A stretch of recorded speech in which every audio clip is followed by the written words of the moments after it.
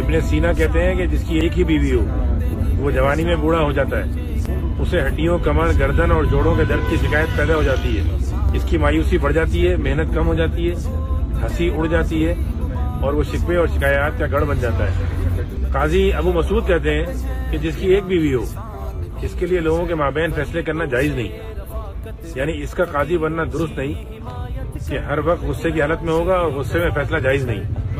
ابن خلدون کہتے ہیں کہ میں نے پچھلی قوموں کی ہلاکت پر غور و فکر کیا تو میں نے دیکھا کہ وہ ایک ہی بیوی پر قناعت کرنے والے تھے۔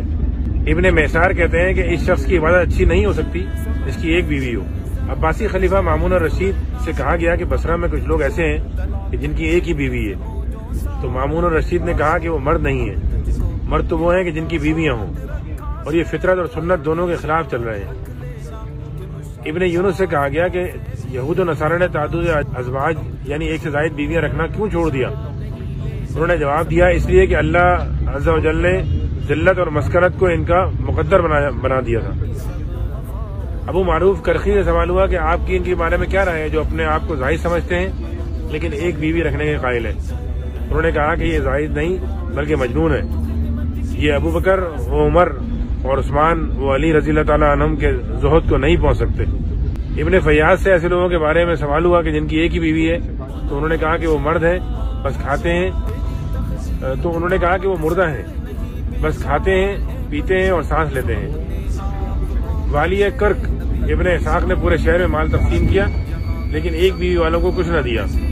جب ان سے وجہ پوچھی گئی تو انہوں نے کہا کہ اللہ عز و جل نے سفہا یعنی ذہنی نابالغوں کو مال دینے سے منع کیا ہے کیونکہ وہ اسے ضائع کر دیتے ہیں۔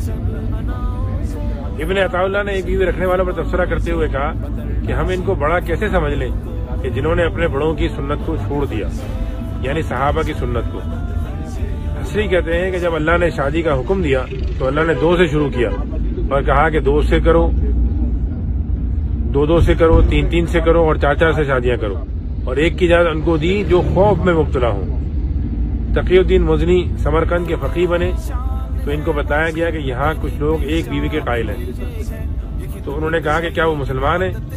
پھر اہل شہر کو واعظ کیا تو اگلے چاند سے پہلے 3000 شادیاں ہوئیں اور شہر میں کوئی کنواری، متعلقہ اور بیوہ نہ رہی۔ بنیادی جو فلسفہ ہے وہ یہی ہے کہ کوئی متعلقہ اور بیوہ نہ رہے، اور مرد حضرات جو ہے اور نوجوان حضرات جو ہیں وہ ناجائز ذرائع کے بجائے جائز ذرائع کو استعمال کریں۔